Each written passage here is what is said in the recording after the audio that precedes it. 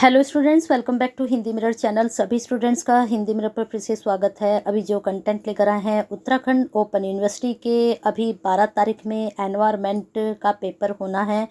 कुछ उसमें कोड्स को लेकर स्टूडेंट्स को थोड़ा डाउट है, तो थोड़े से हम आज ये वीडियो जो लेकर आए हैं, डाउटफुल वीडियो ही इसको आप कह सकते हैं। वैसे मैं जब वीडियो अपलोड करती हूँ तो मैं आप लोगों को थोड़ी जो डाउट है उनको क्लियर करती रहती हूँ। आपको बता दूँ कि आपका जो बीए फर्स्ट ईयर है वहाँ पर आपका चलता है FESA, ठीक है। बीए वालों के लिए यही चलता है, और बीए वालों के लिए जो बीए योगा वाले हैं उनके लिए भी FES ही चलता है। लेकिन FES जो डिवाइड है वो A और B में डिवाइड है, ठीक है। तो मैंने कई बार बता दिया है कि A जो है वो आपके आर्ट डिपार्टमेंट के लिए, B जो है वो कॉमर्स डिपार्टमेंट के लिए होता है, साइंस डिपार्टमेंट के लिए होता है। तो ये AB पार्ट में पेपर दोनों का सेम ही आता है। लेकिन जो आर्ट साइड वाले स्टूडेंट्स हैं, ऐसे पेपर पहले सेम ही आता था, लेकिन जब वेबसाइट पे हमने चेक किया तो जो बीए वाले स्टूडेंट्स हैं, सिर्फ जो बीए वाले स्टूडेंट्स हैं उनके लिए अलग से पेपर डला हुआ है FESN के एनवायरमेंट साइंस का। तो ये तो हो गया आप लोगों के लिए। अब आते हैं FHVA के लिए, ठीक है। तो यहाँ पर क्या है आपका, ये है आपका ह्यूमन वैल्यूज़ एथिक्स का पेपर। ये होता है BCom BCA BBA सबके लिए होता है। ये BA वालों का यहाँ पर कोई रोल नहीं होता है। अब आते हैं आपके FCS पेपर पर। ये होता है कंप्यूटर के वालों के लिए, जिनके पास कंप्यूटर होता है। लेकिन कुछ स्टूडेंट्स क्या करते हैं, अपना फॉर्म किसी और से फिल कराते हैं, तो वहाँ पर ऑप्शन आते हैं ये सारे, ठीक है। जब आप फॉर्म फिल करते हो तो वहाँ पर ऐसा कोई पर्टिकुलर नहीं होता है कि आपको यही फिल करना है। वहाँ तीनों में से आप कोई सा भी चूज़ कर सकते हैं। अपने अपने ऊपर डिपेंड होता है कि आप कौन सा चूज़ कर रहे हो। जो आपका FES है उसमें आप, जैसे FCS BA वाले बच्चों ने ये वाला भी चूज कर रखा है। अब वो बताइए कैसे पढ़ेगा जब उसके पास सारे सब्जेक्ट हिंदी में हैं।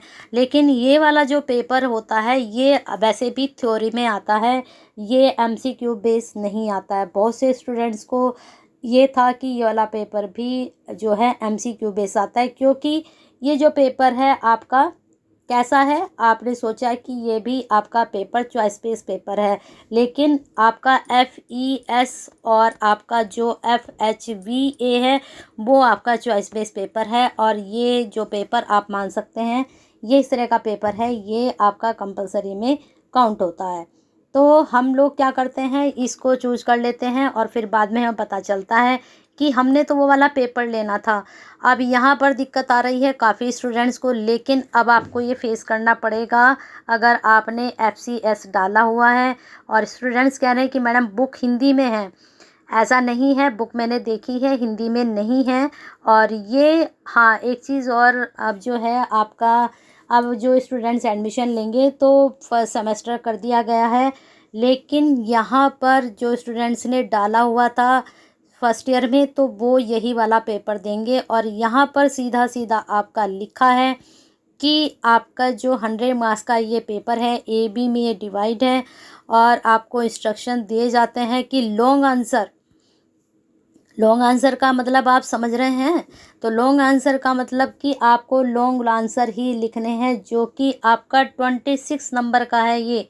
तो बहुत से स्टूडेंट्स पेपर देखने के बाद भी ये सोच रहे हैं कि ये MCQ बेस होगा, ये थ्योरी बेस पेपर होना है आपका, ठीक है। तो इस चीज़ का आप ध्यान रखिए। अब आपने ये अगर अपने फॉर्म में फिल किया है और आपके एडमिट कार्ड में FCS ही है, तो आपको यही वाला पेपर देना अगर थ्योरी बेस पेपर है। अब बात करते हैं तैयारी की। तो यहाँ पर देखिए, पास तो होना ज़रूरी है, 100 नंबर का आपका ये पेपर है। और यहाँ पर मुझे लगता है इसका आपका जो है इसका असाइनमेंट भी नहीं होता है। जैसे आपका FES का और FHVA का पेपर नहीं होता, तो इसका भी असाइनमेंट नहीं होता है। ये भी क्वालिफाई पेपर है आपका, इसको आपको क्वालिफाई करना ज़रूरी है। अब आपने ये फिल कर दिया है तो ये आपको करना ही पड़ेगा। तो अब हम बात करते हैं कि कुछ क्वेश्चंस आप इसमें से ऐसे तैयार कर सकते हैं जिससे आपका पेपर अच्छा भी चला जाए और आप पास भी हो जाएं, यानी कि पास तो आप हो ही जाएं।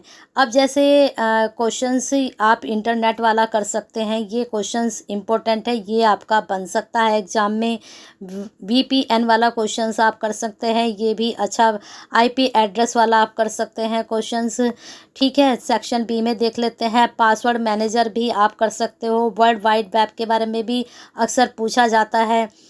और साइबर क्राइम तो आपका इम्पोर्टेंट है, ये आप ज़रूर कर लीजिएगा, ठीक है। तो कुछ इस तरह के क्वेश्चंस आप करके जाइएगा। लैंड मैन वैन सारा पढ़ लीजिएगा, इसमें सिर्फ लैंड के बारे में पूछेगा, आप सारा पढ़ लीजिए। इसमें लैंड मैन वैन 3 होते हैं, ये तीनों को पढ़ कर जाइएगा, ठीक है। तो कुछ इस तरह के क्वेश्चंस है जिससे आपको ये इसमें ये तो करना नहीं कि आपकी परसेंटेज पे कोई फ़र्क पड़ेगा या फिर आपका जो है, लेकिन अगर आप ये मान के चलिए आप ये पास नहीं कर पाए तो आपको नेक्स्ट ईयर ये देना पड़ेगा, इसमें बैक भी लगती है।